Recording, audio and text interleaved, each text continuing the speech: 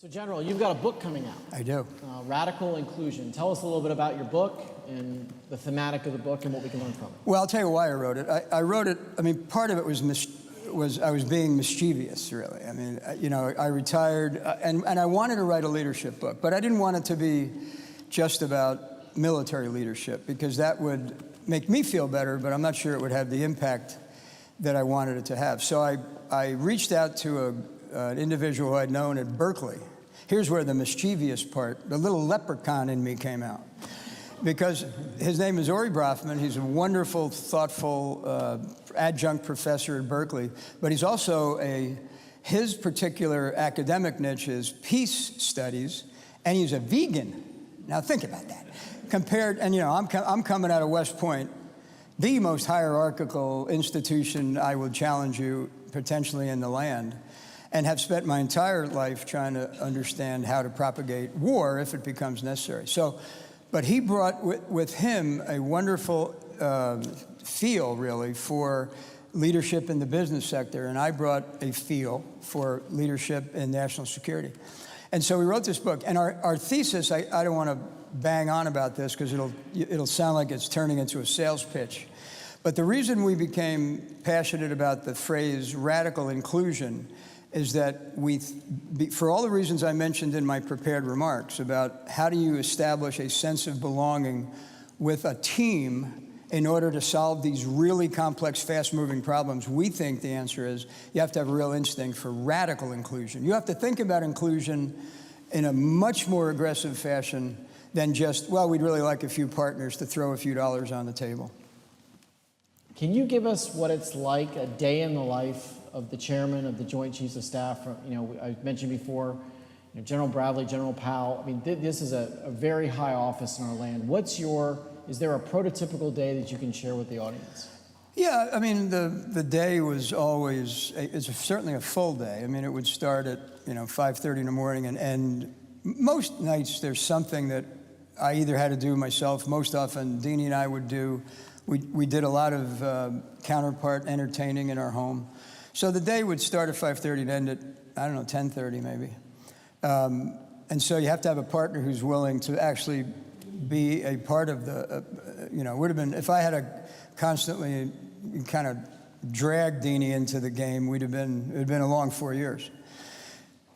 A typical day, though, is one where there's two responsibilities the chairman has.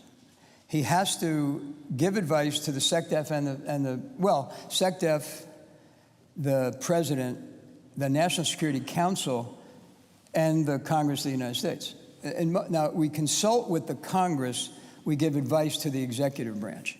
So every day there was some opportunity, some requirement to do that. So, sometimes on matters as mundane as budget, and other times on matters of operational capabilities, troop strength in Iraq and Afghanistan, deployment of Navy ships, whether we had the right number of submarines and carriers deployed, and sometimes on issues related to the kind of the core of the institution, the profession. So, women in service, for example, women in combat, those kind of things. That's one side of it. The other side of it is you are the steward of the profession. So we're a profession, which means we're volunteers who volunteer to live to a particular ethos. Sometimes we do that better than others. Sometimes we have problems with that. And the chairman has to recognize when the problems are just individual problems or whether they become institutional problems. Things, for example, the issue of sexual assault in the military. That was an institutional problem, as opposed to a particular individual experiencing some indiscipline and misconduct for which we had to pass him over the side. And then the other thing is, it's related to that, the chairman's kind of a referee, because you got the Army, Navy, Air Force, Marines, and in fact the Coast Guard competing for resources. And when the competition can't be resolved by them, it comes to the chairman. And so, there was a lot of that every day, too. And being an Army man, you were able to play that fairly? Yeah, truthfully, I think that the chairman generally does less for his own service than he does for the others because he doesn't want to have a reputation for being parochial. So I probably erred on the side of the other services, which is fine. I mean, we should do that. What are we doing in Afghanistan? What does the future look like? How long are we going to be there? When I was in Iraq and Afghanistan, General John Abizaid, who commanded CENTCOM at Tampa for 4 years, he was over there a long time. He and I had that conversation because I had just come out of Saudi Arabia. And we both said that, based on our experience in the Arab and Muslim world, we both said, for one thing, we can't be in those areas with really large troop concentrations for two reasons. One is they get, the very people you're trying to help get them back on their feet are more than happy to let you do the work. They just are. And the second thing is we do generate antibodies. This isn't like the U.S. Army in Europe occupying Germany for 50 years. It's not like that. For one thing, in Afghanistan, besides the division of Uzbeks, Tajiks, Pashtu, Baluchs, every valley, from one valley to the next, is a different tribe, and none of them like each other. But the only thing they agree on is they don't like us very much. So we have to be there. We should be there. We should be there I'll take Afghanistan. Two reasons.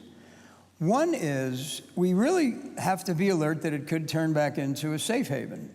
And because the religion there, and in particular on the other side of the border in Pakistan, is really radical. It's a radical form, at least in the parts of Western Afghanistan, Pakistan can be pretty radical. So we got to be there, eyes and ears, with enough to protect ourselves and enough to help the Afghans do what they got to do. And we should be there because of Pakistan. Pakistan, 170 million, by now probably 180 million, with nuclear weapons, on the edge with India all the time, and generating these madrasas and things that can be against our long-term interests. So we have interest there. We just have to be, determined and persevere, make sure we have enough to protect ourselves and our interests, make sure that they are doing what they have to do. And we have levers we can pull to do that. But we should not be there or in Iraq and believe that we own and somehow control the entire outcome, because we don't. Right next door in Iraq and in parts of Syria, ISIS had established a territorial hold. There was talk of ISIS creating a new caliphate in the Middle East. Right. And through our efforts and the efforts of our allies, we were largely able to beat that back. They're now basically concentrated in one geographical area. What is the future of ISIS? Are they an al-Qaeda that will work through a disparate group of places, or are we going to see them try to obtain territory again? Well, I mentioned that ISIS is now kind of a meme. It's an idea that spreads mostly through social media, and by the way, and can radicalize people inside of what are otherwise stable borders like our own. I mean, while we're sitting here, there's a ideology being passed across in cyberspace that people who become desperate or disenfranchised can be seduced by it. But your larger question is related to the fact that the Middle East all of the countries in the Middle East are destabilized in some way or another. Syria is the worst, but the institutions that hold a nation together, whether it's their governance, whether it's their ministries and cabinets, whether it's their education system, it's that which produces oil and revenue, and all of those systems are fragile and in some cases broken. So this is a case where the military is really not the answer. It's not the answer. It can be helpful in establishing a certain amount of stability to allow others, again, the community of nations. I always argued that NATO, the people that are most affected by the refugee flow are Southern Europeans, our NATO allies. So I always argued on the halls of NATO that NATO ought to look to its southern border and try to stabilize it, not by putting up a fence or by putting patrol boats in the Mediterranean, but by getting involved in the Middle East and North Africa with its resources and its military, and that we would be part of that. What happened was, just about when I thought I had them persuaded, Russia attacked into Ukraine, and the Europeans completely flipped and started to worry about their eastern flank. And that's really the problem, is you've got Europe divided on whether the problem with Russia is more serious than the problem with refugees. And we just got to help them figure it out.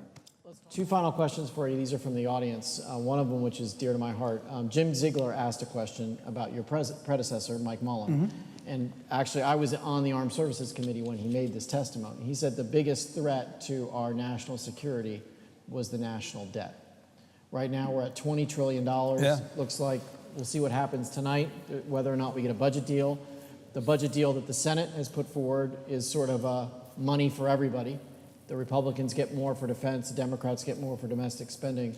What's your view of the national debt and its impact on national security? In 2008, we went through the recession. When I became chairman in 2011, we were just starting to climb back out. And the president pulled the chiefs and I into the sit room and said, look, you got to help me solve this problem. And what he meant was clear, which was defense has to be part of helping us climb out of the recession. You can't, he was telling us, you can't come over here and tell us we need, twice what we're offering, because then you're going to be, you're going to, first of all, and he was right. He said, the American people are going to start to scratch their heads if, the bridges all start collapsing in West Virginia, and you're arguing that you need 60 billion more. So he said, what I need you to do is tell me what you need, not what you want. And we did, frankly, and we did contribute. Now, the reason, Senator, that it's hard for me to answer your question today is that we're out of that recession. And in fact, the economy is doing quite well, although those of you that watch the Dow Jones Industrial Average every day are probably ready to pull your hair out. But we've climbed out. The economy is doing well, for sure. And as you know, there are just as many economists who would tell you that when interest rates are low, you should borrow money.